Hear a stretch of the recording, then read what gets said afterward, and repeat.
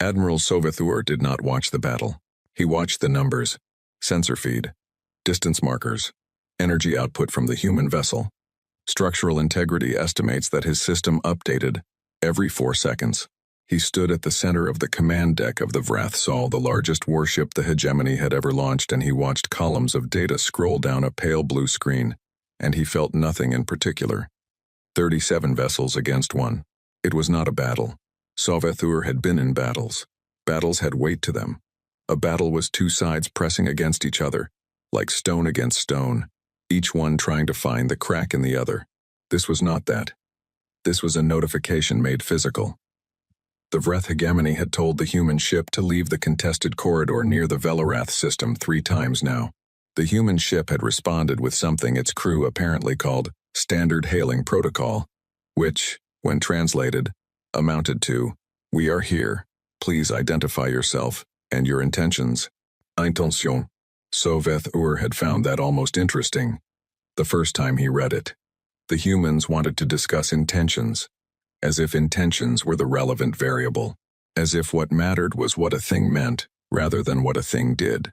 What the hegemony did was send 37 ships. The human vessel, his intelligence file identified it as the UNSC Inexorable, a destroyer-class deep-range ship, crew of 847. 4 years from its scheduled decommission responded to the arrival of 37. Vreth warships the way a cornered animal responds. It moved. It fired. Its weapons were not nothing. 3 of his ships took damage that would need attention at the next port. 1 of his officers would need a new arm grown, a process that would take 6 weeks and would be annoying. That was the full extent of what the Inexorable managed. The battle lasted 11 minutes. The wreckage took 6 hours to stop glowing. Sovethur watched the last heat signature fade on his screen. He pulled up the kill report template on his secondary console. He filled in the fields: vessel designation, crew count estimate, time of engagement, outcome. He filed it under contested corridor enforcement actions, a category he had used 43 times before. He added the Inexorable to the list. He saved the file. Then he dictated a brief status update to the hegemony's diplomatic relay and transmitted it on the standard channel the humans monitored. The message acknowledged the removal of the vessel from the corridor and invited the human government to respond through official channels if they wished to discuss the terms of the corridor's status going forward. He was being generous. That was the word his culture used. Generous. To give the defeated party an opportunity to speak, to formally offer the path to submission, rather than simply assuming it. He went to bed. Yara Ose had been awake for 19 hours when the feed cut out. She sat at her console in listening post, Delta 7, 4 people, 1 ship the size of a transit bus, parked at the edge of the Vel-Orath system behind a sensor-dampening rock formation that the hegemony either hadn't found or hadn't bothered to eliminate. And she watched the last signature of the Inexorable disappear from her screen. The debris field was still visible on passive scan. It would be visible for a long time. Some of those pieces were large. She sat with that for a moment. Nobody on the post said anything. Yara could hear Technician Brast breathing behind her, slightly too loud, the way people breathe when they are trying to control it. She could hear the ambient hum of the post's life support. She could hear, faintly, the coffee going cold in the mug by her left hand. 847 people. She had known 4 of them, not well. The way you know people in this branch of service: names, faces, 1 shared meal maybe. The mutual understanding that you were all very far from anywhere that mattered. She had known Petty Officer Declan Rowe from a transfer station layover, and she remembered that he had talked too much about a band nobody else knew, and she had pretended to find it interesting because it was a 16-hour layover, and she had nothing else to do. She did not think about Declan Rowe now. She opened the transmission log. She composed a priority message to UNSC Command, Earth Relay. She attached the full sensor record of the engagement. All 11 minutes of it. The debris field data. The Vreth fleet composition. Sovethur's status update, which her system had intercepted and translated. She read the translation twice. The Vreth admiral had invited humanity to respond through official channels. Yara typed her own observation note at the bottom of the report. It was not standard protocol to include personal notes. She included it anyway. It said, "The Vreth admiral filed his kill report before the heat signatures cleared. I watched him do it on the intercepted command feed. He filed it the way you file a shipping receipt.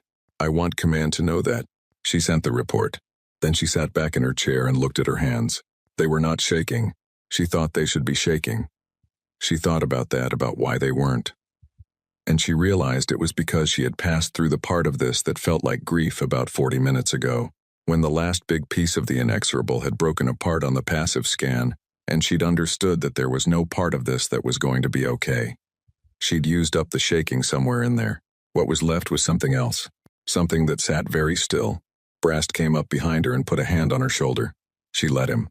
She stared at the debris field coordinates on her screen. The field would drift. In a few years, the pieces would scatter across the corridor, and in 100 years, you wouldn't be able to tell there had been a ship there. Just metal, just iron and composite and the particular alloys that humans used in their fourth-generation hulls, floating in the dark like everything else floats in the dark eventually. 847. She pulled up the crew manifest. She had not looked at it before. She looked at it now. She scrolled through it slowly. She did not recognize most of the names. She recognized 4. She stopped at Declan Rose, petty officer, 2nd class, 29 years old, from a town in the west of Ireland that Yara had never heard of and would now never visit. She closed the manifest. She did not open it again. The Vreth hegemony's diplomatic relay waited for a human response. It was designed to wait.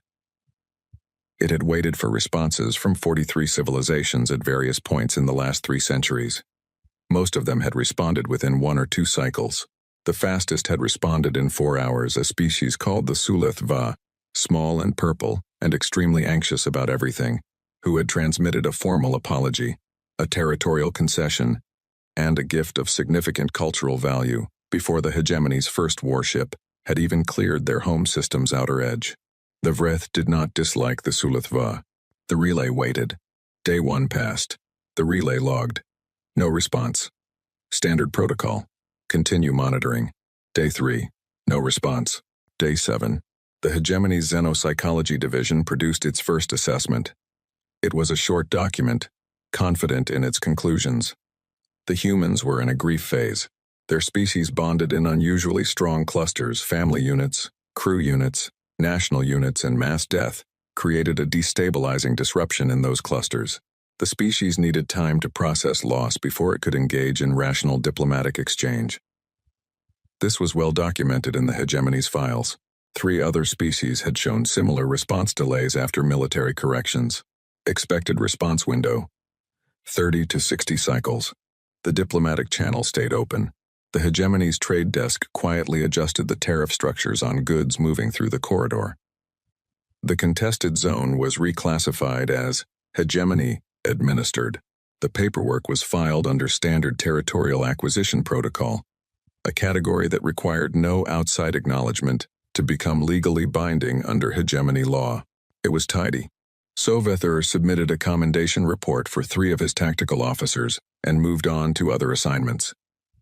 There were always other assignments. The message, when it finally came, arrived on day 12, not from the human government, not from their military command.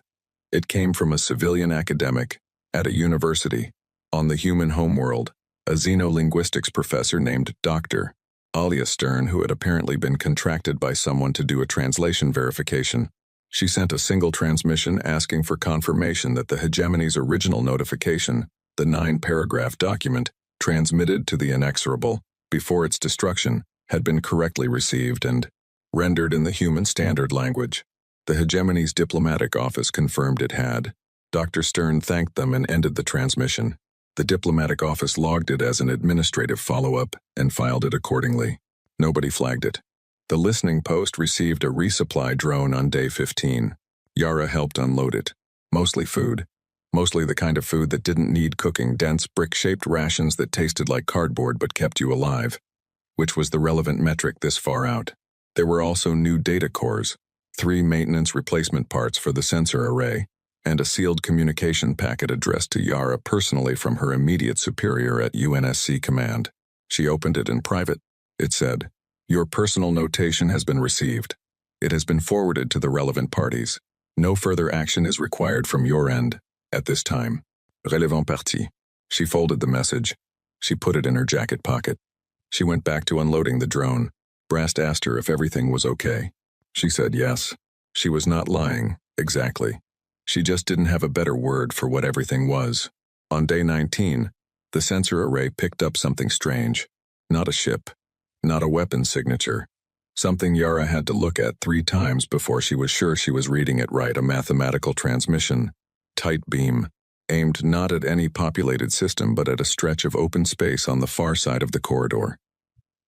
Prime sequences. The kind of signal a species sends when it wants to prove it exists. We are here. We are ordered. We are intelligent. The kind of signal humans had sent out into deep space a long time ago. Before they'd found anyone to send it to. Yara ran the origin trace. It came from Earth. She logged it. She sent it up the chain. She noted that the coordinates being targeted were not inhabited, not strategically significant, not anything, just space. She went back to her shift. She told herself it was a test, equipment calibration. Something like that. She did not entirely believe herself. The Vreth relay was still waiting on day 22. The Xenopsychology Division updated its assessment. The grief phase was running longer than predicted. This was unusual, but not unprecedented. The third species in the comparison said a bird-descended civilization the hegemony had corrected near the outer bands, about 80 years ago, had taken 21 cycles to respond. The humans were approaching that record. The updated recommendation: continue waiting, increase diplomatic monitoring, do not adjust territorial reclassification timeline. The second recommendation was written by a junior analyst named Vethori, submitted as an addendum to the main document, formatted in the smaller font that the division used for dissenting or minority opinions. It said, "I want to note for the record that the human response delay may not be grief-related. The absence of communication is not the same as the absence of action. Our monitoring of human internal channels is limited. We are watching a door and assuming nothing is happening on the other side of it." Vethori's supervisor read it, noted it, and did not include it in the summary document sent to the hegemony's senior council. He reassigned Vethori to cartography the following morning. It was not a punishment, officially. It was a reallocation of resources. Vethori was told his skills were needed in the mapping division. He packed his things. He did not argue. He was, by nature, a person who wrote addendums rather than arguments. He took his personal datapad with him. He kept working on his own. Yara was on her third watch of a 36-hour rotation when the second mathematical transmission fired. Same format. Different coordinates. Still aimed at nothing, a dead zone in the Velorath outer band. No star. No debris. No waypoint of any kind. She sat up straight. She pulled up the first transmission's coordinates and laid them next to the second. She stared at the 2 points in space for a long time. She pulled up a star map of the system and surrounding region. The kind of map that showed every registered Vreth holding within 4 light-years. She placed the 2 coordinate points on the map, then she sat very still for about 40 seconds. She thought about Declan Rowe. She thought about the debris field, which had drifted now, which was just pieces in the dark. She thought about the kill report that had been filed before the heat signatures cleared. She deleted the coordinates from her personal screen. She would not put this one in the log. Some things, she had decided, did not need to be handed to the Vreth's intercept teams on a silver plate. The diplomatic relay was still open when day 40 arrived.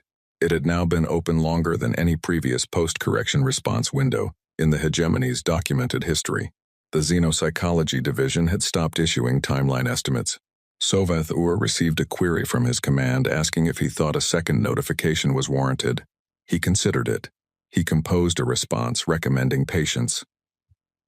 The humans were a young civilization. They had limited military resources. They had lost a single ship, painful, yes, but not civilization-ending. They would come to the table. Every species did.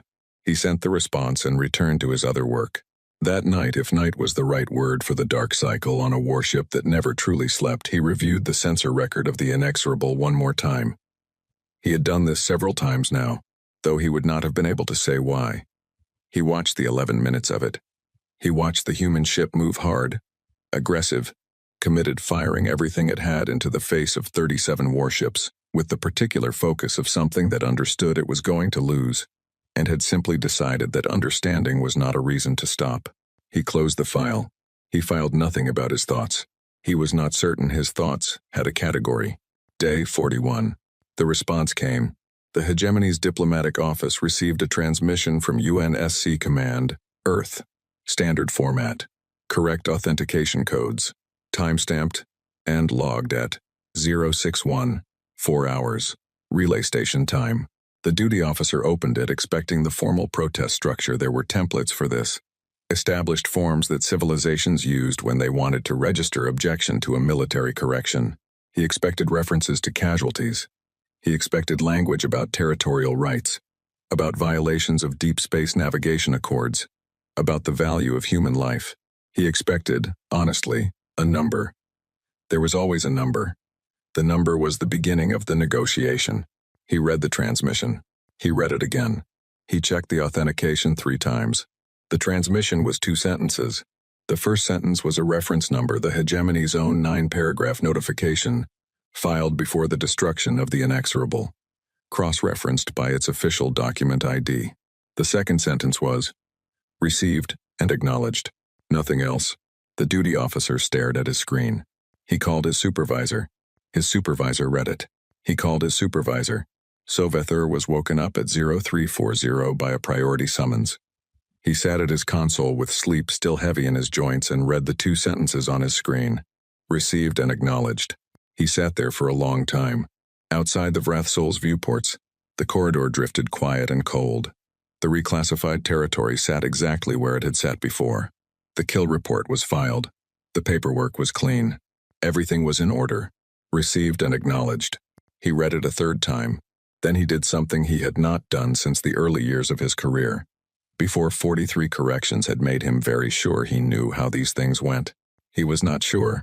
He pulled up the intelligence file on humanity. He read it from the first page. Their history, their wars, and there had been many, enormous ones. The kind that left marks on a civilization's psychology for centuries. Their technology trajectory, their current military capacity, which was assessed as limited, below the threshold of meaningful threat. He read the note about their internal psychology, the bonding, the grief. He thought about the silence, not the silence of grief, the silence of something that had already decided. He typed a single message to his intelligence chief and sent it before he could think too much about whether it was the right move. It said, "What are they building?" The response came back in 3 hours. It said, "We don't have clear visibility. Our monitoring of their internal manufacturing channels is limited. There is increased energy output from several of their off-world installations, but the signature profiles are inconclusive. Assessment is ongoing." Sovethur read that. Assessment is ongoing. He looked at the corridor on his nav screen. He looked at the debris field coordinates, still logged in his system from day 1. Now just ghost data, pointing at empty space. He thought about the inexorable, the way it had moved, the way it had kept firing, the particular quality of a thing that had decided. He opened the kill report one more time. He looked at the category he'd filed it under. Contested corridor enforcement actions. He stared at it for a very long time. He did not change it. He would change it later. He would find, when later arrived, that there was no category in the system that fit. He would have to create one. He would call it miscalculation. But that was later. Right now, on day 41, with 2 sentences on his screen and a cold quiet on a diplomatic channel that should have been full of noise and wasn't, he sat in the dark of his command ship and felt something he had not felt in 43 corrections. He felt the ground shift, not under his feet. There were no feet involved.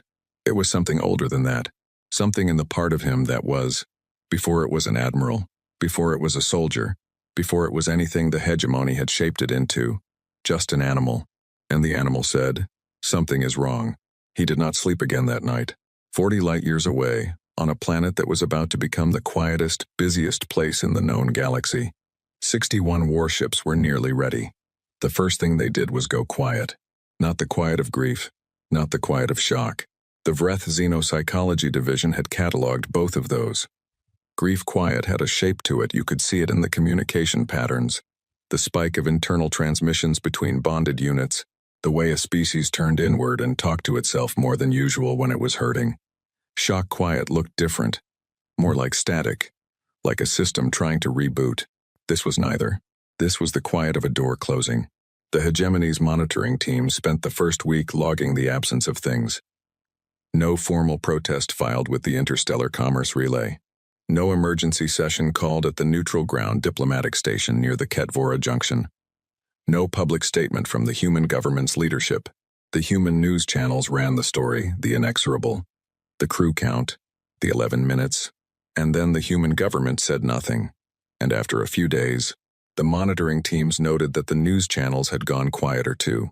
Not silent, but quieter, like something had been decided and everyone who lived inside that decision had agreed, without meeting, without voting, that there was no point in being loud about it. The hegemony's lead diplomatic analyst, a careful woman named Sveth Ara, wrote in her Day 7 summary, "The human government's silence is not absence of engagement. It is a form of engagement.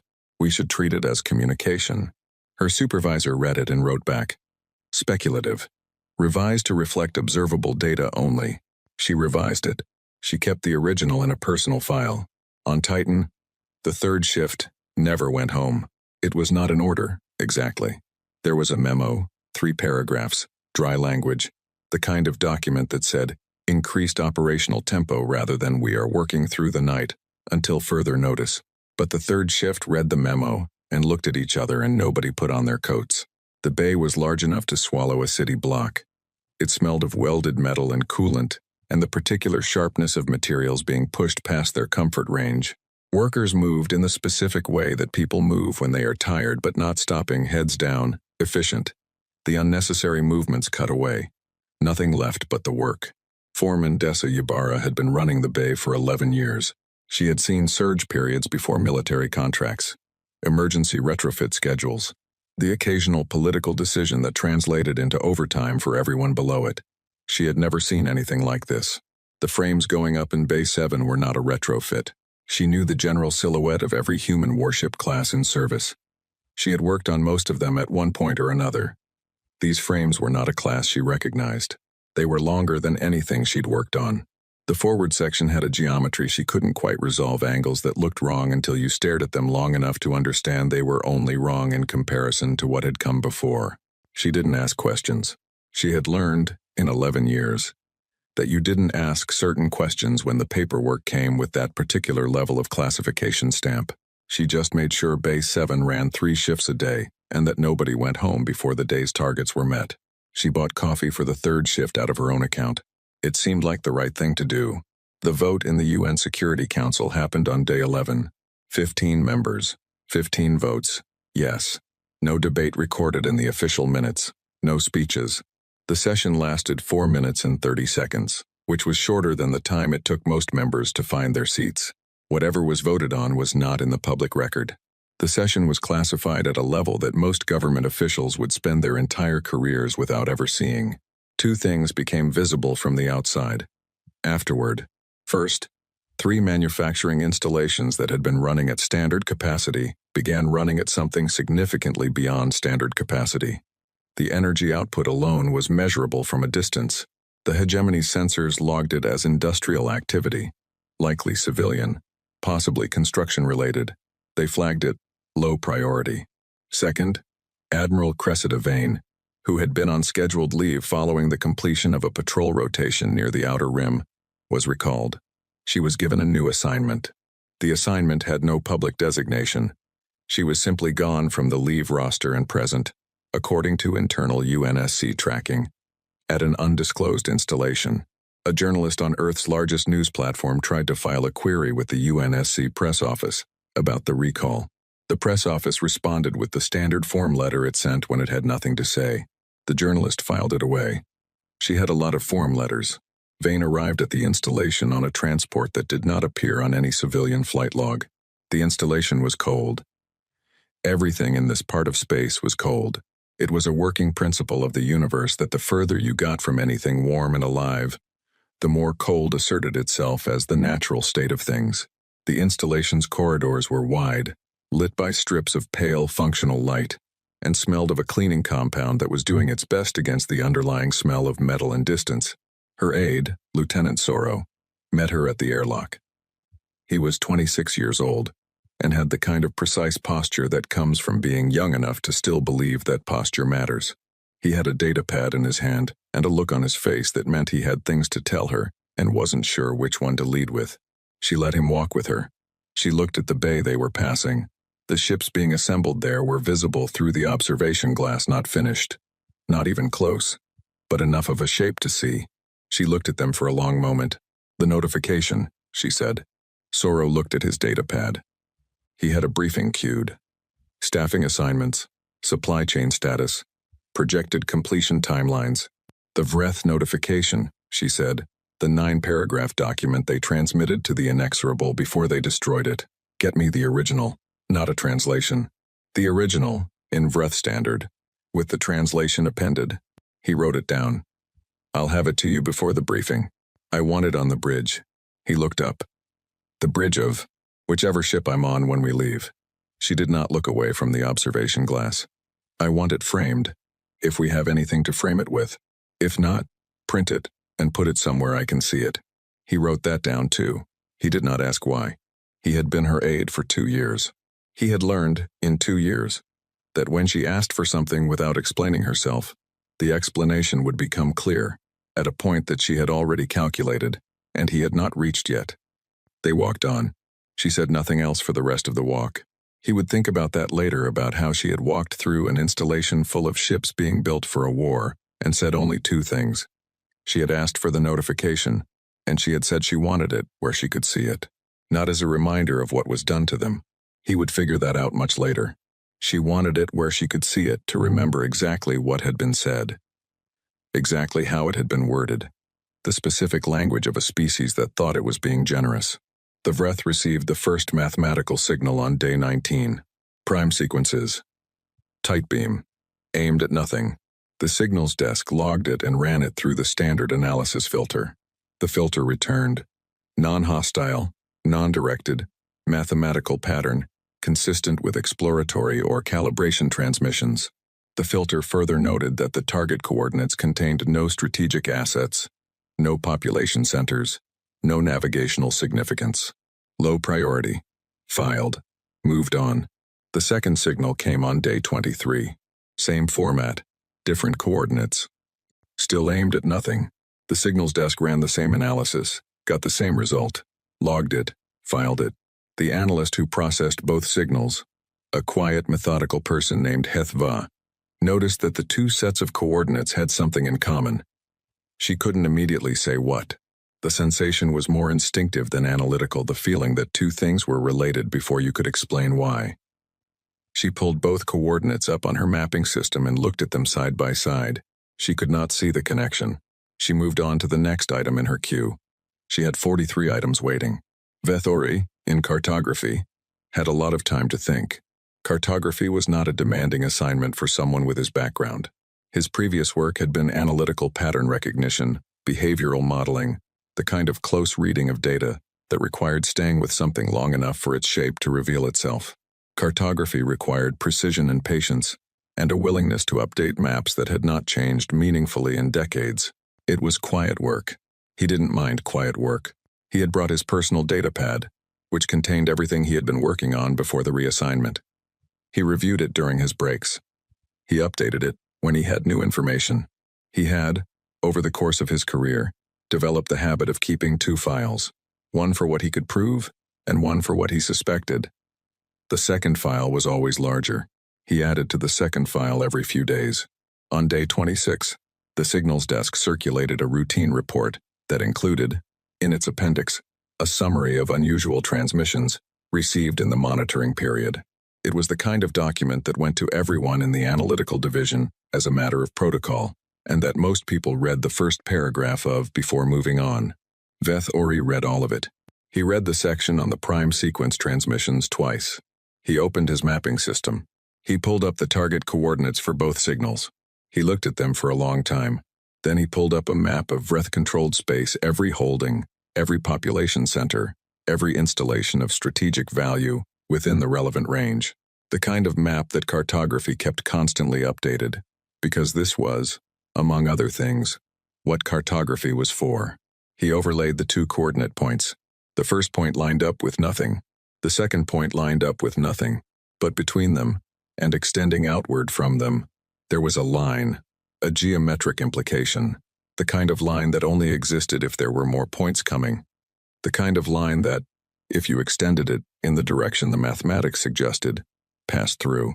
His console made a soft sound. He looked at the notification on his screen. Access to this mapping layer has been restricted. Please contact your department supervisor for authorization. Otterai. He had accessed this mapping layer every day for the past 6 weeks. It was a standard cartography resource. There was no reason for it to be restricted. He sat back in his chair. He looked at the last thing he had seen before the map was locked the line. Incomplete. The extension of it leading toward the place it seemed to be leading. He closed his console. He picked up his personal data pad. He opened the second file, the one for things he suspected but couldn't prove. He wrote 3 sentences and then stopped. He sat there for a minute. Then he deleted the 3 sentences and wrote one instead. It said, "They are not aiming at nothing." On day 31, a journalist named Petra Solms, based in the city of Rotterdam on Earth, received an anonymous data packet through a channel she used for source communications. The packet contained no identifying information. It contained a partial analysis coordinate data, map overlays, a series of calculations that Petra, who was not a mathematician, found almost impossible to follow. At the bottom of the analysis was a handwritten note, photographed and included as an image file. The handwriting was small and careful. The note said, "I cannot tell you who I am. I can tell you that what I have sent you is a pattern. I can tell you that the pattern is not complete yet, because they have not finished sending the signals. I can tell you that when it is complete, you will understand what it means without me having to explain it. Please watch for the rest of the signals. Please keep this safe." Petra read the note several times. She was a journalist who had covered military affairs for 9 years. She had a sense for things that were being hidden not in a mystical way, just in the way that a person develops instincts after enough years of watching people try to say nothing while meaning everything. She understood that this was either very significant or completely meaningless. She could not yet tell which. She saved the packet in her most secure storage. She set an alert for any new signals matching the described format. She sat on it. She sat on it for 3 days, which was as long as she could manage before the thing living in the back of her head, where important information went to pace around, made it impossible to think about anything else. Then she made some calls. The Hegemony's Xenopsychology Division submitted its Day 30 assessment. It was the most uncertain document the division had produced in 40 years of operation. The lead author, Svethara, had pushed for language that reflected what they actually knew, which was very little, rather than what the council wanted to hear, which was reassurance. The document said, in its summary, "The human silence has now exceeded every precedent in our post-correction behavioral database. We are unable to accurately model this response because we have no equivalent data set. We do not know what they are doing. We do not know what they intend. We are watching the outside of a process we cannot see inside." It said, "This should concern us." It said, "We recommend significant expansion of our intelligence resources directed at human internal communications and manufacturing activity. We recommend this immediately." The council received the document on day 31. They discussed it on day 33. The recommendation for expanded intelligence resources was approved in principle to be implemented over the next 40 cycles through standard channels. 40 cycles. On day 38, Yara Ose received a personal message from her mother. It was a short message. Her mother was not a person who wrote long messages. She said she had been thinking about Yara and wanted to make sure she was eating enough because she always stopped eating when she was stressed. She said that Yara's younger brother had passed his engineering exams and the family was very proud. She said she had lit a candle at the memorial service for the crew of the Inexorable because it seemed like the right thing to do even though she hadn't known any of them personally. She closed the message with, "Come home when you can, baby. This will be over eventually." Yara read the message twice. She thought about writing back. She wanted to say, "I don't think you know what over means, right now. I don't think any of us do." She wanted to say, "I saw the debris field, Mom. I watched it on my screen and it was 11 minutes. And I want you to understand that 11 minutes is how long it takes to end 847 people. And we are quiet about it. We are so quiet, and the quiet is not nothing. She wrote back, I'm eating fine. Tell Marcus congratulations. I love you. She sent it. She went back to her console.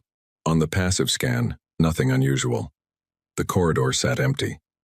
The debris field had drifted further now, scattered by the slow mechanics of space into a wider spread of nothing in particular. She logged her shift notes. She did not log the third signal. It had come at 0211 hours. Same format, new coordinates. She had looked at where they pointed, and then she had closed the window and she had not opened it again. Some things were not for the Vreth intercept teams. Some things were just for the people who were going to be there. Day 41. Titan. Bay 7. The ships were not finished. They would not be finished for some weeks yet. But the first one, the lead vessel, the one that would carry Cressida Vane and the notification, framed now, in a square of functional black metal, was close enough. She walked her ship from bow to stern at 0500 hours. The crew was awake. All of them. Not because they had been told to be. Nobody had told them anything about this morning. They were just awake, standing at their stations or in the corridor or at the observation ports, watching her walk through. She did not give a speech. She was not a person who gave speeches before things. Speeches were for after, when there was something to say about what had happened. Before, there was only the work. She walked to the bridge. She stood in front of the notification, the 9 paragraphs. Vreth Standard on the left, human translation on the right, framed in black on the wall ahead of her nav console, where she would see it every time she looked up. She read it once, beginning to end. She thought about the inexorable. The crew manifest, 847 names, and she had made herself memorize them, all of them, even the ones she didn't know, because it seemed like the kind of thing that mattered, the kind of thing you carried. She thought about the notification's last paragraph, the part that invited the human government to respond through official channels. Generous. They had called it generous. Soro appeared at the bridge entrance. He had a data pad with today's status reports and the look on his face that meant everything was on schedule. She said, Tell me we're ready. He said, Close enough to ready. She nodded once. Then we're ready. She looked at the notification one more time. She thought, We received it. We acknowledged it. And now we're going to respond. The fleet dropped out of FTL at 0340 hours. Relay time. 61 ships. They came out of faster-than-light travel in a formation that the Vreth Defense Network sensors had never seen before, not a standard engagement spread, not an assault wedge, not any of the recognized patterns in the Hegemony's tactical database. The formation was tight at the center and wide at the edges, like something designed not to attack a single point, but to fill a space completely, like something designed to make leaving difficult. The planetary defense commander at Keth Sovara was a veteran officer named Soth Van, who had held his post for 12 years. He had run 17 emergency drills. He had responded to 2 minor incursion events and 1 navigation accident that had briefly looked like something worse. He was not, by anyone's measure, an unprepared man. He looked at his sensor screen for approximately 4 seconds. Then he hit the emergency broadcast. Keth Sovara was the oldest colonial world in the hegemony, not the most populated, not the most productive, not strategically vital in any way that a military analyst would circle on a map, but it was the first world the hegemony had ever settled beyond its home system, 400 years ago, when the species was young and expanding and full of the particular energy that comes from believing the universe is large enough for everyone to have a piece of it. The first settlers had come in generation ships, slow by modern standards, and they had landed on a world of red stone plains and shallow inland seas and sky that ran a particular shade of amber at sunset that you could not find anywhere else in the known systems. They had built, they had named things, they had buried their dead in the red stone and called the world home, and their children had called it home, and their children's children, and 400 years of that accumulating until Keth Sovara was not just a place but a word that meant something in the hegemony's history, in its schools, in the particular pride that a civilization takes in the first step it ever took beyond itself. 340 million people live there now. Most of them were asleep when Soth Van hit the emergency broadcast. The human fleet's first transmission was not weapons fire. Soth Van had his defense grid live within 90 seconds of the fleet's arrival, which was faster than the drills, adrenaline compressing the steps. and he had targeting solutions running on the 6 lead human ships within the first 2 minutes. And he was waiting for the order from command to fire when his communications officer said, very carefully, "Sir, they're broadcasting. Not a targeting ping, not a tactical signal. Audio. On every frequency his system monitored. In Vreth standard." He said, "Play it." The voice was human, flat, unhurried, clearly a recording rather than a live speaker. It spoke in Vreth standard, with an accent that was slightly imprecise around the longer consonants but entirely comprehensible. It said, "This is a notification from the United Nations Space Command to the population of Keth Sovara and all Vreth hegemony personnel in this system. You have 4 hours to evacuate. All civilian vessels departing the system will not be fired upon. All civilian vessels departing the system will be given clear passage. Medical and emergency ships will be given priority clearance. This window opens now." Then it repeated. Then it kept repeating. Sothvan stared at his communications console. The recording looped again from the beginning. He recognized, after a moment, that the voice was reading something, not a prepared statement, something specific.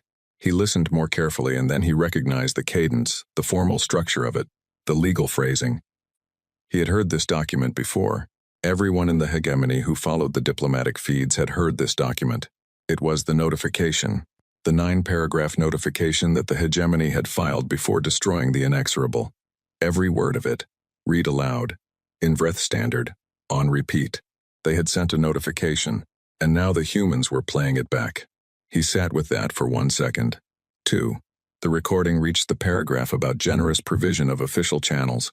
It kept going. It would keep going for 4 hours. Every person on Keth Sovara with a communications device was hearing it. Every person waking up to the emergency broadcast was hearing the hegemony's own words read back to them by the people who had come to answer it. He opened a channel to planetary civil defense. He said, "Begin evacuation protocol. Full civilian priority.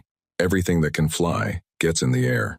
His second-in-command said, "Sir, do we return fire?" He looked at the sensor feed.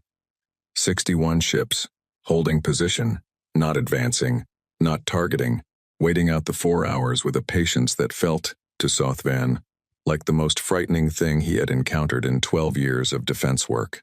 "Not yet," he said. He was not sure yet was the right word.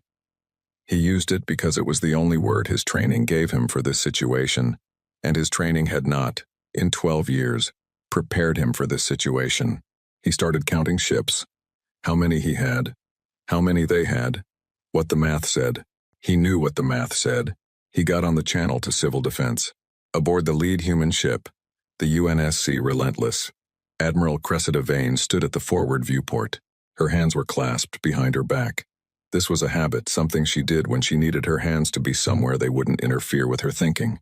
She had done it since her first command posting, 15 years ago. Standing at viewports considerably less impressive than this one, looking at considerably less consequential things, she watched Keth Sovara from approximately 12,000 kilometers out. At this distance it was a disk of amber and rust and the dark blue of its shallow seas. The amber sky visible even from here, as a thin, bright line around its edges, where the atmosphere caught the system's star. It was a beautiful world. She had not expected that. She had reviewed the survey data, the geographic reports, the population distribution maps, all the practical information. She had not thought to look for pictures. She had found one, the night before, in a civilian archive. An amateur photograph taken by a settler's descendant about 60 years ago. Standing on one of the red stone plains with the amber sky behind her and the nearest sea visible at the horizon. The person in the photograph was old, and she was smiling, and she was standing on the ground of a world her family had lived on for 4 generations. Vane had looked at the photograph for a long time. She was thinking about it now. Sorrow appeared at the edge of her vision.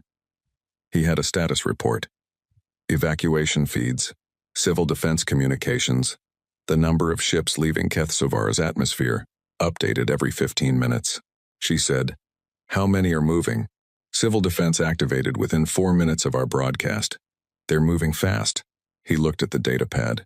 Early estimate puts departure rate at roughly 2 million per hour. If it holds, it won't hold. It'll slow down. She had studied evacuation data for weeks.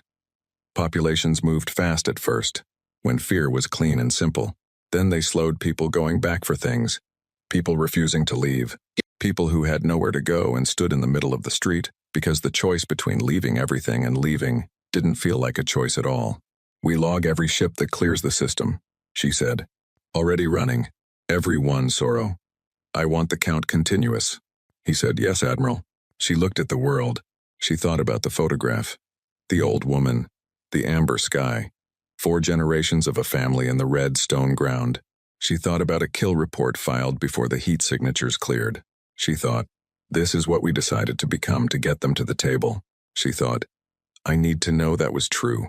She clasped her hands tighter behind her back. She watched the evacuation ships rise.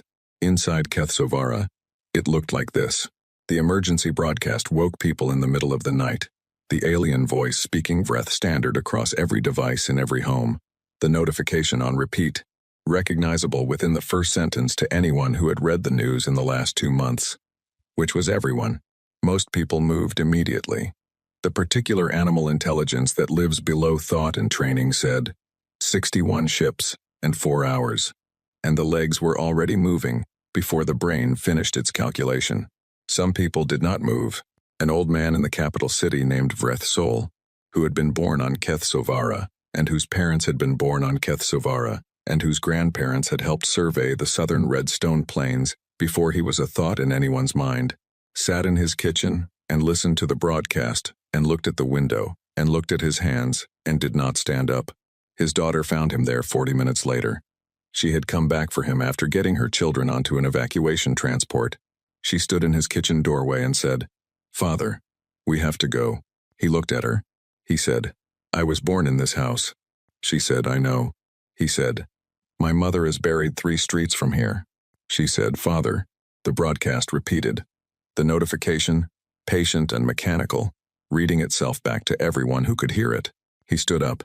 He did not take anything.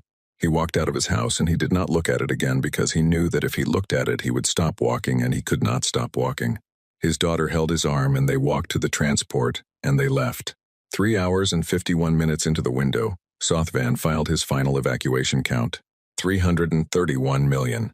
He stood in a command center that was being powered down around him, non-essential systems shutting off in sequence, his remaining staff moving to evacuation transports. He had stayed as long as he could stay. He had told himself he would stay until the last transport, which had left 11 minutes ago. Now he was telling himself he would stay until the window closed, which was 9 minutes away. He looked at the sensor feed. The human fleet had not moved in 4 hours. It had held its formation. It had fired nothing. It had simply sat there, 61 ships, broadcasting the notification on every frequency, and waited. 9 million people had not made it to the transports.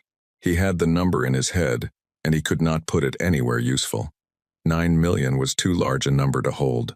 It kept sliding out from under him when he tried to think about it directly. So he thought about it sideways. He thought about specific streets in the capital city, specific districts, the market near the central station that ran all night, the school his children had attended before he'd moved them to the homeworld.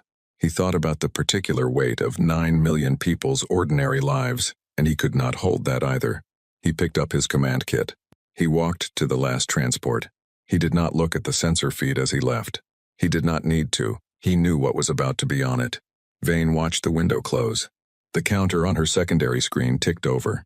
4 hours, 0 minutes, 0 seconds. She said, "Begin." The fleet moved with the precision that months of preparation produces, not fast, not dramatic, not the kind of overwhelming rush that looks impressive on a tactical display. Methodical, interval-spaced, target-sequenced. The weapons the fleet carried were not the standard ordnance of a conventional engagement. They had been designed specifically for this mission, by engineers who had been given a single operational requirement. Permanent, not fast, not clean in the way that leaves things intact. Permanent. Sorrow stood beside her. He said nothing. The bridge crew worked in the specific silence of people doing a difficult thing that they have decided to do, and have no remaining words about. She kept her hands clasped behind her back. She watched. The weapons reached the surface in sequence, working outward from the population centers, methodical, Interval by interval, the planet's atmosphere lit in places not fire exactly, but a kind of energy release that had its own color, something between orange and white, something that made the amber sky look briefly like it had always looked before it became something else. She thought about the notification, all 9 paragraphs of it, playing on repeat in the ears of everyone who had been woken up in the dark and told they had 4 hours. She thought, they filed it like a shipping receipt. She thought, 847 people. She stood at the viewport for the full duration. She did not look away. She had decided, before the mission launched, that she would not look away. That looking away was something you did when you wanted to do a thing without being responsible for it. She was responsible for it. She had given every order that led to this moment. She had signed every document. She had stood in front of the notification on her wall every morning of this mission and read all 9 paragraphs and thought about the inexorable, and thought about what it had taken to get to this table that the hegemony had not yet sat down at and would not sit down at until they understood something. This was the something. This was the only language that certain things could be said in. She did not like that. She did not look away. Sorrow updated the evacuation count at the end of it. He did not say it aloud. He put it on her secondary screen. She read it. 331 million out. She said, "Log it." He said, "Already logged." She said, "All of it. The window, the count, the departure times, every ship that cleared the system." "Yes, Admiral." She looked at what was left of Keth Sovara on her sensor feed. From 12,000 kilometers, it looked different now. The amber and rust and dark blue had been replaced by something uniform and gray, like the color of a thing that has been completed. The shallow seas were gone. The red stone plains were gone. The amber sky that made sunsets a particular color no other world could replicate, gone. She thought about the old woman in the photograph, standing in the red stone plain 60 years ago, smiling. She thought, "I'm sorry." She did not say it aloud. She turned from the viewport. She said, "Next coordinates. Standard transit." The fleet moved. The notification kept broadcasting behind them, still looping on the frequencies, until the signal finally faded with distance into the background static of space, just another sound the universe made, indistinguishable at last from everything else that traveled through the dark, looking for something to reach. Keth Sovara stayed where it was, named, empty. The first one. In a listening post 17 light minutes away, Yara Osei was not on duty. She was in her bunk, eyes open, staring at the ceiling of the small metal room she had occupied for 8 months. She had calculated the timing. She had known, from the fleet's last logged position, approximately when it would reach Keth Sovara. She had not gone to her console to watch. She had lain in her bunk instead, in the dark, eyes open. She thought about Declan Rowe. She thought about the band nobody else had known, the 16-hour layover, the polite pretending. She thought, "I hope you knew it mattered." She thought, "I hope someone said it to you clearly." She lay in the dark until her shift started. Then she got up. She went to her console. She logged in. She did her job. Outside, in the corridor, Technician Brast was making coffee. She could smell it. She could hear the particular sound of the machine that they'd fixed 3 times, and that worked now, but only if you pressed the side panel while it was heating. He brought her a cup without being asked. She wrapped both hands around it. She said, "Thanks." He said, "Yeah."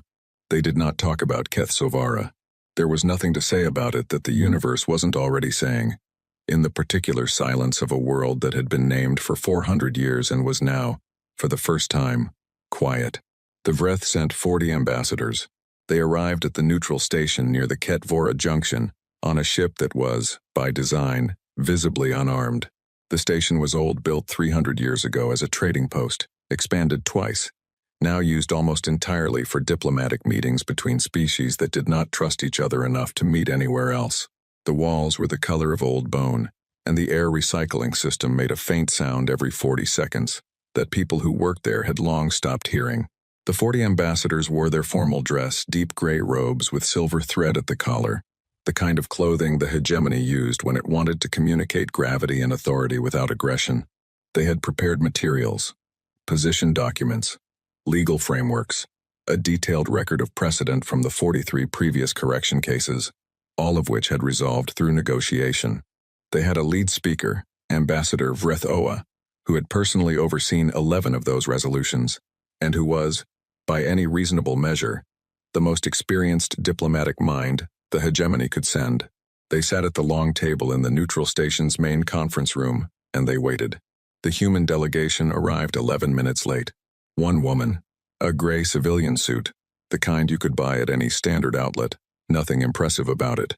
A cup of tea in her hand that was already slightly too cold to be fresh. No data pad, no materials, no support staff visible. She sat down across from 40 ambassadors and their combined centuries of diplomatic experience, and she put the tea on the table and she said, "Dr. Marin Foss, Special Envoy."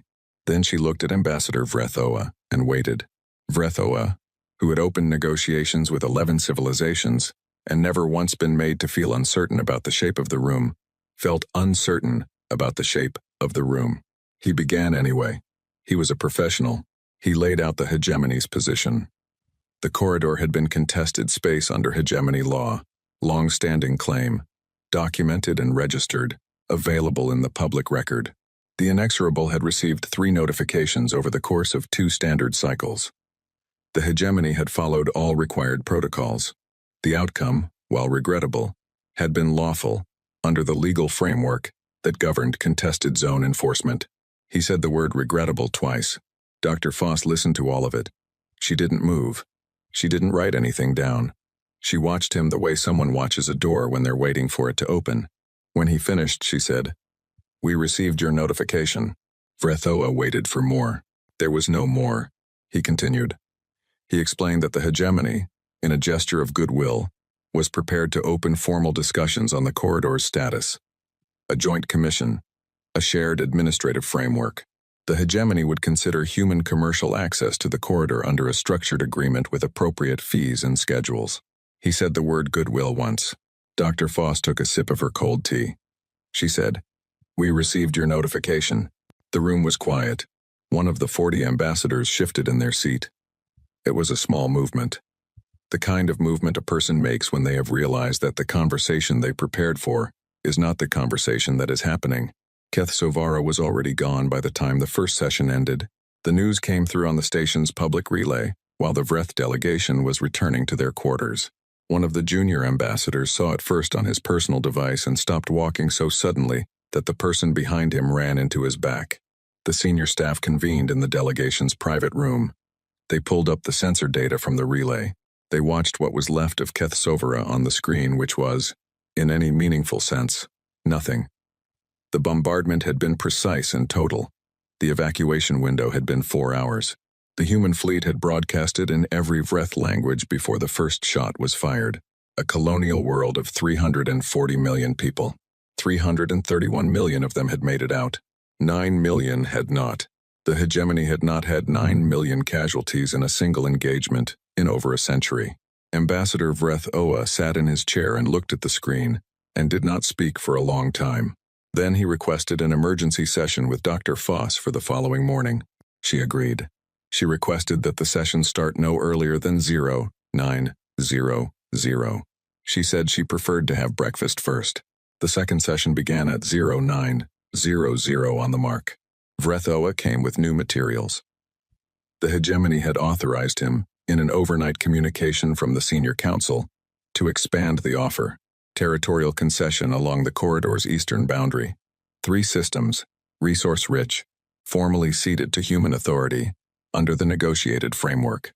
Additionally, a reparations payment a number large enough that when Vrethoa said it aloud, 2 of his own staff glanced at each other. He said it all clearly. He made it plain that this was a serious offer, a real concession, the kind of offer the hegemony had never made to a species it had enacted a correction on in 43 cases. Ever. Dr. Foss listened. She had different tea today. Still going cold. She said, "We received your notification." Vrethoa set his materials down flat on the table. He looked at this woman in her ordinary suit with her cooling tea. He had been in this work for 60 years. He had negotiated with species that breathed ammonia, and species that communicated in color, and species that had no concept of individual identity, and bargained as a collective consciousness. He had never sat across from a single human woman and felt as comprehensively outmaneuvered as he felt right now. And, What was most disorienting about it was that she wasn't doing anything. She was just sitting there. She was just saying the same thing. He said, carefully, "Does the envoy have a counterproposal?" Dr. Foss looked at him. "The envoy received your notification," he said. "The envoy is saying that phrase repeatedly. I want to understand what it means." She looked at him for a moment. Then she said, "It means we received it. It means we read it. It means we understood what you wrote in it and what you did not write in it." "And what did we not write in it?" She picked up her tea. She looked at it. She put it back down. "That 9 paragraphs costs 847 people." The room was very quiet. "We are in the process," she said, "of writing our response." The third planet was a manufacturing hub called Vrith Sanok, major industrial center, 40 million population, largely workers and their families, the kind of city that existed entirely in service of what it made rather than what it was. The human fleet broadcast the evacuation window at 0340 local time 4 hours, same as before. The broadcast went to every frequency, every emergency channel, every civilian device registered in the system. The Vreth Civil Defense Administration had been quietly preparing since Kethsovara. The evacuation went faster this time. 37 million out. 3 million did not make it to the ships. Vreth Sanok's manufacturing infrastructure, its processing centers, its industrial architecture, all of it, was gone within 6 hours of the evacuation window's close. The fleet did not stay. It left as precisely as it had arrived. The third session between Dr. Foss and Ambassador Vreth Oa happened the following day. He came with more. The hegemony had authorized him to offer formal charges against Sovathur, the admiral who had commanded the destruction of the inexorable. A criminal proceeding. Accountability at the highest visible level. 3 other fleet commanders would stand review. The oversight board that had approved the corridor enforcement policy would be dissolved. A new framework for contested zone engagement, co-written with human representatives, would replace it. He said all of this in a voice that was very level and very tired. Dr. Foss said, "We received your notification." Then she said, "These are hegemony decisions to make. Whether you charge your admiral is a matter for your law, not ours." Vreth Oa said, "Then what is a matter for yours?" She was quiet for a moment. "The schedule," she said. He waited. "We're on a schedule," she said. "It doesn't change based on what's offered here." "What would change it?" She looked at her tea. She seemed to genuinely consider the question, which was somehow worse than if she'd deflected it. "I don't know," she said at last. "That's an honest answer. I was sent here to receive offers, not to make decisions. The people making decisions are not at this table." "Then who is at this table?" "Someone who received your notification." Veth Ori had been in cartography for 6 weeks, when the 4th planet was announced. He heard about it the way everyone else in the hegemony heard about it, through the public relay, which the senior council had stopped trying to suppress after Kethsovara because suppression at that scale was impossible and the attempt itself was making things worse. The 4th planet was called Soveth Ra, a historical world. Old, the kind of place that existed in the hegemony's cultural memory, the way certain places exist in every civilization's memory, not for what they produced, but for what they meant. The evacuation window came and went. 22 million people out. What remained of Soveth Ra was the same as what remained of every world the humans had touched. Nothing. Veth Ori sat at his cartography console and looked at the updated map he kept in his personal file, not the official hegemony map, which was updated through proper channels and which no longer showed Kethsovara or Vreth Sanok or the others as populated worlds, just as coordinates with a new classification that the system had not had a label for 3 months ago, and now had one that everyone had agreed, silently and without discussion, never to say aloud if they could help it. He looked at the pattern. He had been looking at the pattern for weeks. He had mapped it carefully, all the human signals, all the target coordinates, the fleet movements as reported through the relay, the worlds that had been hit. He had overlaid everything. He had done the analysis that he'd been prevented from doing when his access was restricted, using other sources, public sources, the kind of information that existed in plain sight if you looked at enough of it in the right order. The pattern was not random. He had known that from the beginning. But now, with 4 worlds gone, he could see what it was. They were not hitting the hegemony's military strength. They were not hitting the things that would win a war in the traditional sense. They were hitting memory. They were hitting the things that, if you remove them, changed what the hegemony was. Keth Sovara, the oldest colonial world. The first one the hegemony had ever settled beyond its home system. The founding myth of the expansion. Vreth Sanok, the industrial engine that had built every warship in the fleet that destroyed the inexorable. Soveth Ra, the historical seat. The place where the hegemony's founding documents were kept. He stared at his map. He thought about what came next in that pattern. He thought about Veth Mora, the home of the hegemony's central government, the seat of the senior council, the most populated Vreth world, outside of the homeworld itself. He thought about Petra Solms, the journalist in Rotterdam he had sent the initial data packet to 6 weeks ago. He had not been in contact with her since.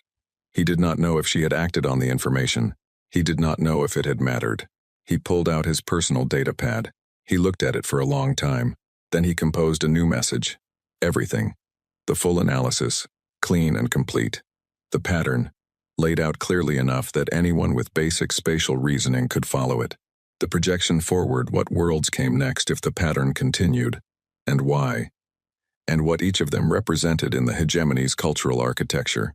And at the bottom, the thing he had been carrying alone for 6 weeks. He wrote, "The humans are not trying to defeat us. They are trying to make us understand something. I do not know if there is a number of worlds that finishes this. I do not think they know either. But I know this. What they are taking from us is not territory. Territory can be reclaimed. What they are taking is the story we tell about who we are. When that is gone, there is nothing left to negotiate with." He sent it. This time he sent it to everyone, not just Petra Solms, not just one journalist. He sent it to every public press channel he could reach, every civilian relay, every open communication network. He used the cartography division's standard broadcast credentials, which would expire the moment his supervisor saw what he had done, but which, for the next 40 minutes, gave his message the same distribution priority as official hegemony communications. He sat back. His console would be locked in 40 minutes. He would be removed from his position. He did not know what else would happen to him. He had stopped working out that particular calculation because it led to places that made it hard to continue, and continuing was what he needed to do. He looked at the map. He thought, someone has to say it aloud. The Vreth public knew by morning. Not the sanitized version that the senior council had been releasing through official channels.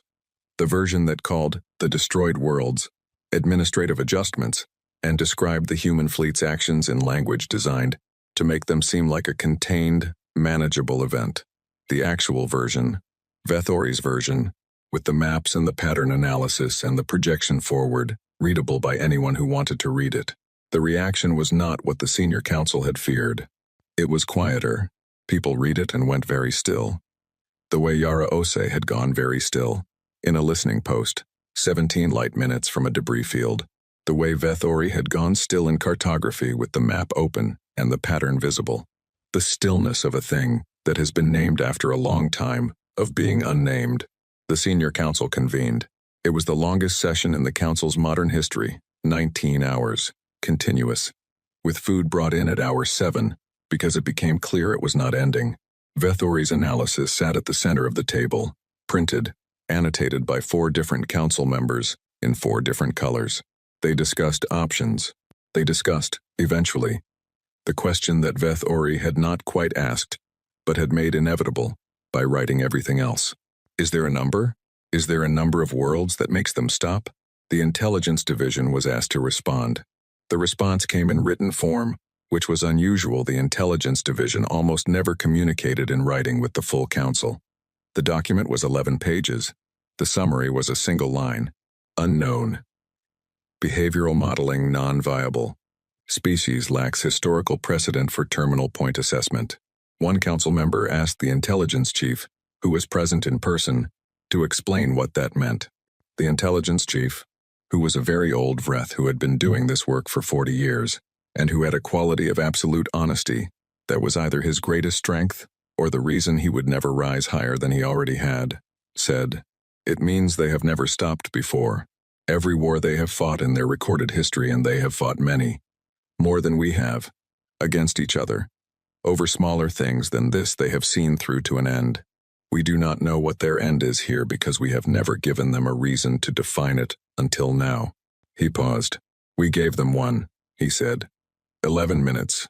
847 people. And a notification filed like a shipping receipt. The room was very quiet. I would recommend, he said, that we find out what the number is. How? By asking, he said. Not offering, not negotiating, asking. Vrethoa arrived at the 5th session with nothing in his hands. No materials, no data pad, no position documents. He sat down across from Dr. Foss and her cold tea, and he folded his hands on the table and he said, I have been authorized to ask you a direct question. Dr. Foss waited. Is there a number, he said, that ends this? She looked at him. Something moved behind her eyes, not surprise, but recognition. The way a person looks when something they were waiting for finally arrives. She said, I'll transmit that question to the people who make decisions.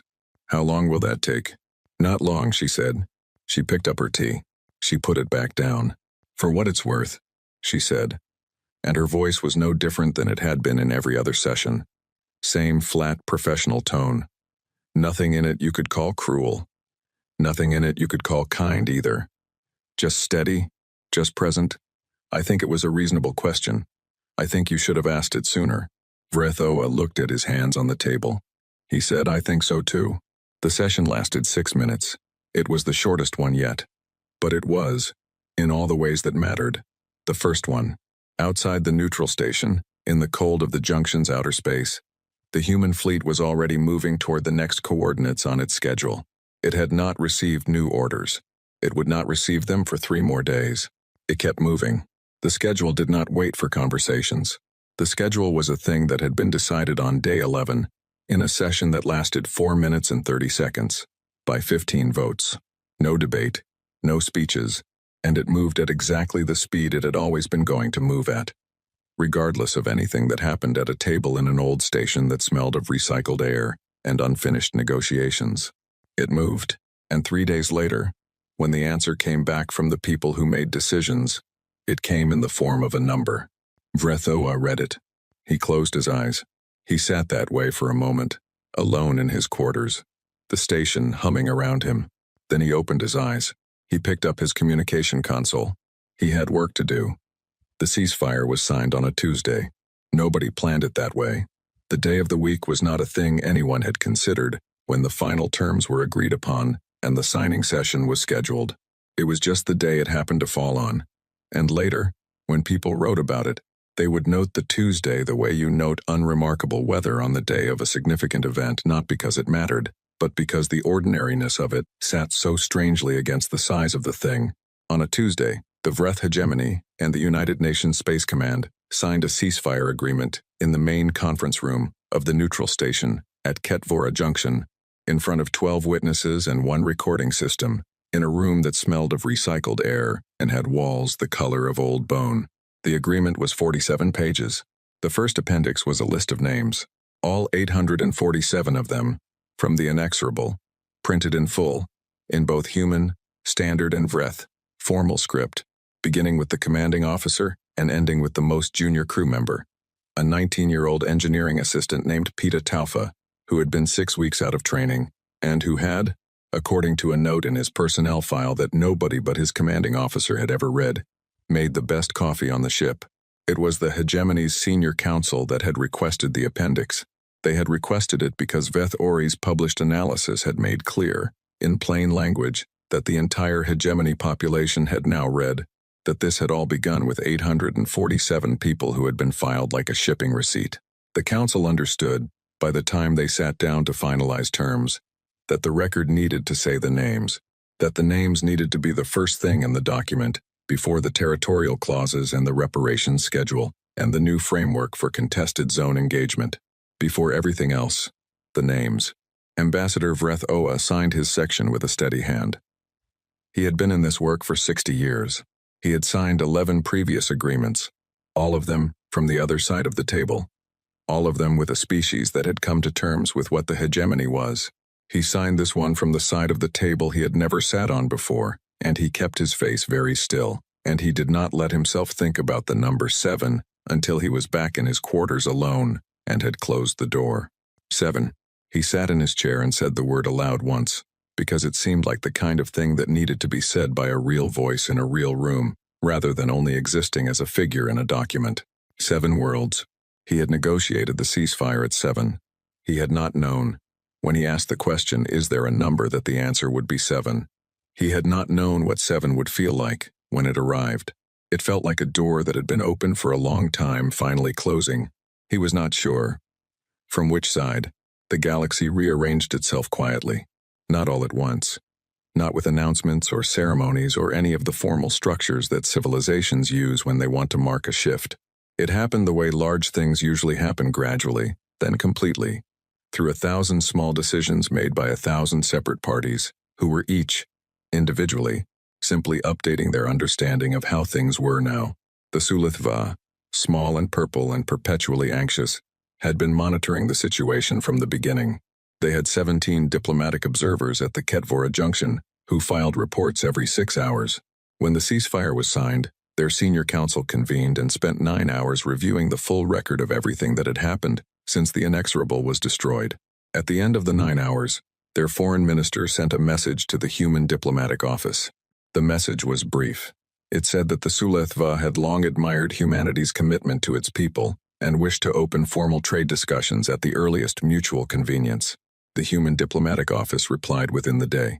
The Sulithva foreign minister, reading the reply, felt something she would later describe to her staff as the particular relief of having been afraid of the wrong thing for a very long time.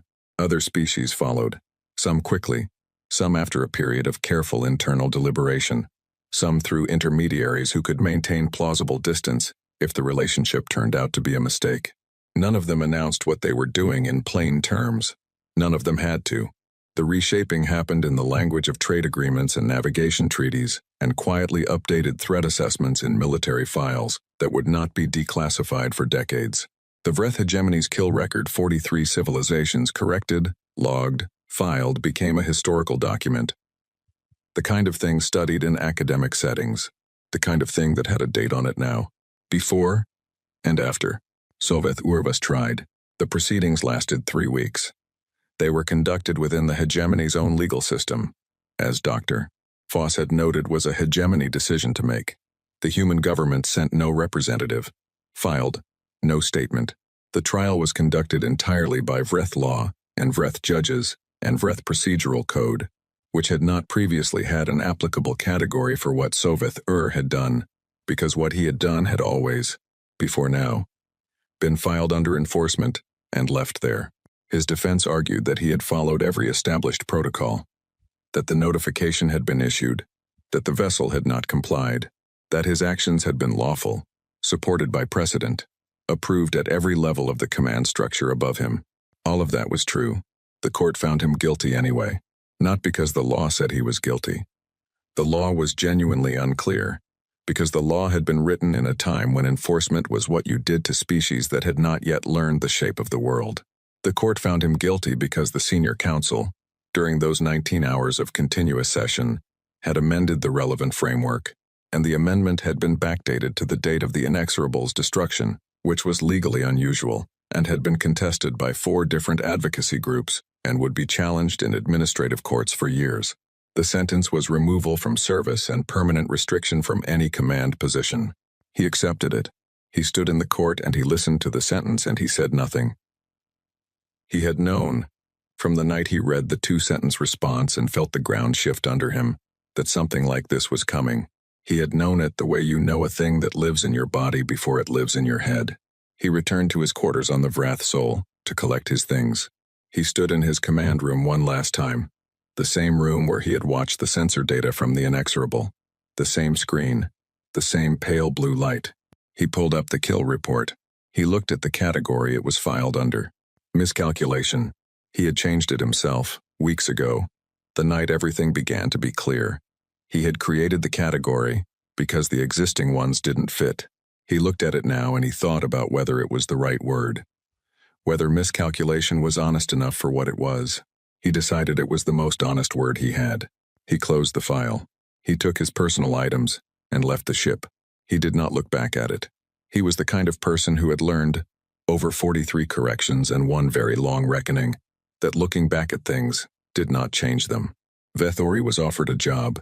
The offer came from the Post-War Reconstruction Bureau, a new office established under the ceasefire terms to oversee the documentation and eventual management of the 7 destroyed worlds. The Bureau needed people who understood spatial data, mapping, the particular discipline of looking at a place and recording faithfully what was there rather than what you wished was there. The offer letter noted his previous work, his analysis, the fact that he had published it at personal cost, using credentials he had known would be revoked the moment anyone noticed. His credentials had been revoked within the hour. He had been suspended, formally investigated, cleared on technical grounds because the cartography division's broadcast credentials were not, it turned out, restricted for personal use under any existing regulation. A gap in the policy. The investigation closed with a finding of no violation and a recommendation that the relevant policies be updated. He read the offer letter twice. The job was to catalog what had been lost, to go to 7 coordinates and record, with precision, what was there now, to create a permanent and accurate record that could not be revised or reclassified or filed under language that softened it. He wrote back the same day. He said yes. He packed a bag. He requested transport assignment. He stood at the window of his small apartment in the cartography division's residential block and he looked out at the hegemony city that spread away from him in every direction. Old and dense and still there, still intact. And he thought about 7 worlds that would never again look like this. He thought, someone has to look at it clearly. That was all. He picked up his bag and he left. The 7 worlds stayed empty. There had been debate about this. Significant debate. Within the human government, and in the post-ceasefire joint commission that had been established to manage ongoing relations. The reparations agreement gave the Vreth hegemony full authority to rebuild on the destroyed worlds if it chose to do so. The resources were available. The engineering capacity existed. What was gone was not irreplaceable from a purely physical standpoint. The Joint Commission discussed the option in its 2nd session, then its 5th, then its 9th. Each time, the discussion turned toward the same unresolved question. What were the worlds for now? If you rebuilt on them, they became something new. A new colonial hub, a new manufacturing center, a new historical seat. The things they had been were gone. You could build over the absence, but you could not fill it. And the absence itself, the 7 bare coordinates in the navigation charts of every registered ship in the known galaxy, was something. It was not nothing. It was, as one of the Human Commission members said, quietly, in the 9th session, the only honest record of what had happened. The only version of events that couldn't be revised by a different government in a different decade, or softened by language, or filed under a category that made it easier to carry. 7 coordinates, 7 names, unchanged in the charts. Keth Sovara, Vreth Sanok, Sovithra, and 4 others. Still there, still named, now empty. The commission voted to leave them as they were. No one recorded how the vote went. Nobody needed to. Cressida Vane went home on a Wednesday. The ship that carried her back crossed the distance she had covered going out, which had felt purposeful and direct, and had a clear shape to it, the shape of a thing moving toward something. Going back was different. Going back just felt like distance. She had her own quarters. She slept more than she usually did, which surprised her. And then she understood that her body was settling a debt it had been running for months. She ate at the crew mess when she didn't want to be alone, and in her quarters when she did. She read. She had not read anything that was not a tactical document or a status report in so long that the experience of reading something just because she wanted to felt faintly strange, like using a muscle that had gotten stiff. Sorrow knocked on her door on the 3rd day of the return journey. She let him in. He sat in the chair across from her desk, which was something he never did on duty. He stood, always, unless told otherwise. The posture of someone who had not quite stopped being 26 years old and uncertain of his place. He sat because they were not, technically, on duty anymore, and he was trying to figure out how to be around her, without the structure of duty, to organize it. She understood that. She was trying to figure out the same thing. He asked how she was. She said she was fine. He didn't push it. He talked about other things, his plans when they docked, a friend he was going to see, the small details of a life that had been on hold and was now reassembling itself. She listened. It was good to listen to small things. The small things had been very far away for a long time. When he left, she sat at her desk for a while. Then she went to the bridge. It was quiet. Skeleton crew for the transit. The person at the nav console nodded to her, and she nodded back, and stood at the forward viewport, and looked at the stars going past. Not dramatically, they didn't streak. They didn't blur. Space travel at this speed just looked like stars. The same stars in slightly different positions than before. The notification was still on the wall.